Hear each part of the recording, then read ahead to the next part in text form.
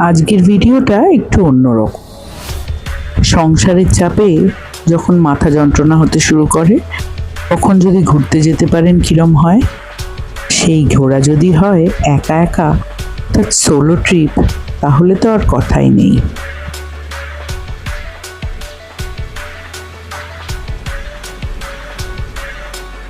কার না ভালো লাগে বলুন একা একা এরকম সমুদ্র সৈকতে বসে থাকতে, সামনে দিগন্ত জোড়া আকাশ। সত্যি কথা বলতে কি, মাঝে মাঝে মনে হয় এই জীবন থেকে একদম হারিয়ে যাই, কেউ খুঁজে পাবে না আমাকে।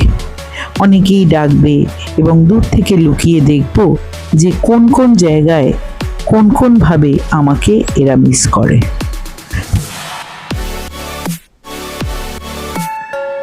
কথায় বলে না, ঘর কি মুরগি ডাল বরাবর, আসলে তাই হয়ে গেছে।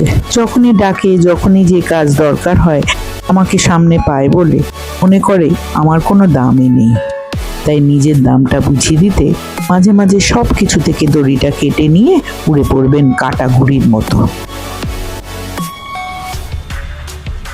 আকাশে কাটা ঘুড়ির মতো একা একা উড়বেন।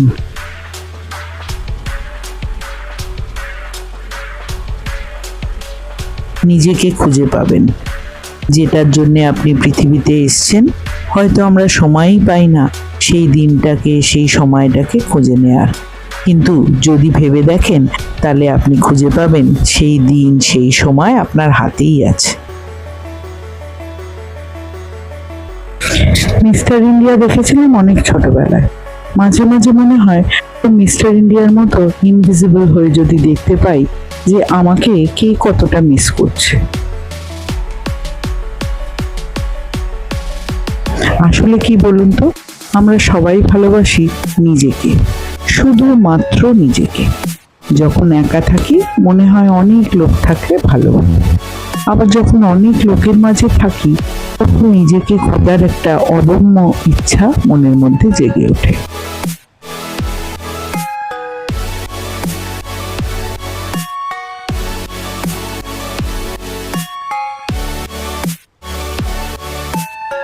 ছোট থেকে অনেক শখই বাকেট লিস্টে রেখেছিলাম।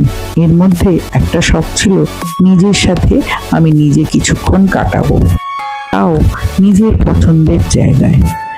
সেই শখটা যখন মনে পোষণ করেছিলাম তখন ভাবিনি যে কখনো এই দিনটা আমার জীবনে সফল হয়ে উঠবে।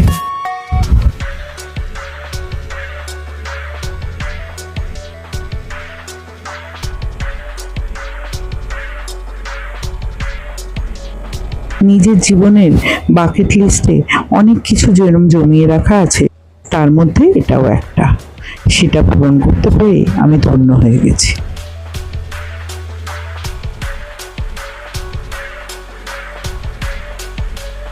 যদি পারেন গেস করে জানাবেন এই জায়গাটা কোথায়, আর ভালো লাগলে অবশ্যই সাবস্ক্রাইব করবেন। ধন্যবাদ।